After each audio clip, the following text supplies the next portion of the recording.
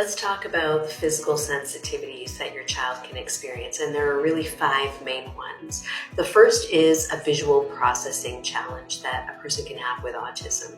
So what does that look like? It may mean things like the print of what they're trying to read jiggles as they're trying to read it. That's called Earlens syndrome.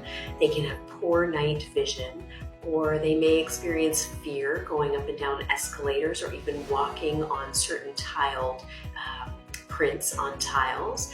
And you may also notice they might look out of the corners of their eyes. If you notice any of those things, your child may be experiencing visual processing challenges. The second physical sensitivity they can have is an auditory processing challenge. They may have sensitivities to noises or certain sounds, right, that they hear with their ears. They can actually have more difficulty hearing hard consonants than vowels. So, even if you're speaking to them, they may not understand what you're saying because of that. The other thing is that they can have trouble with certain loud noises. You may notice if they're experiencing meltdowns or they're covering their ears in loud places.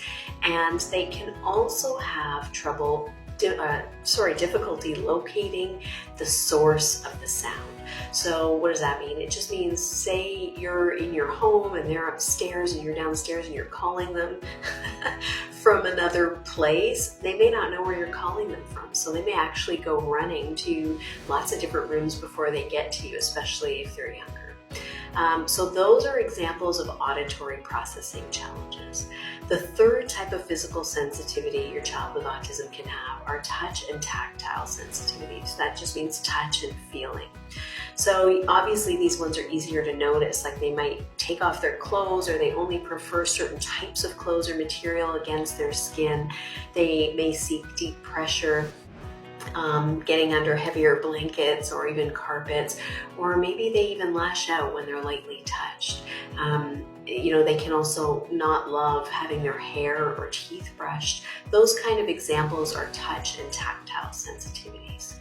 The fourth sensitivity they can have are smell and taste sensitivities. So it could be to foods and other things in the home with fragrances. They can be attracted to certain strong smells, or they can have tantrums or meltdowns when they experience other smells. They might get headaches or nausea or dizziness with certain types of smells as well. And the fifth type of physical sensitivity they can have is something called interoception. And that is the ability for them to feel sensations within their body, such as, I feel full, but they don't feel full and they don't feel hungry. Or such as, we have this instinct and knowing when we need to use the bathroom because we feel a full bladder. They may not have those things and those cues that come easily to them, and so their awareness isn't the same, and that's called interoception. So those are the 5 physical sensitivities that your child with autism can have. And this is where I mention in many of the videos that I talk about is being a detective with your child comes in really handy, because as you start to know and understand these sensitivities, you'll clue in and you'll be able to help them. It's so much better. So start to notice what they are experiencing in more detail as a first step. You get greater awareness and greater knowledge of it, and then I'm going to teach you how you can start to alleviate these struggles as well. And as you notice, there are solutions that can help to alleviate these many of these physical sensitivities. So stay tuned.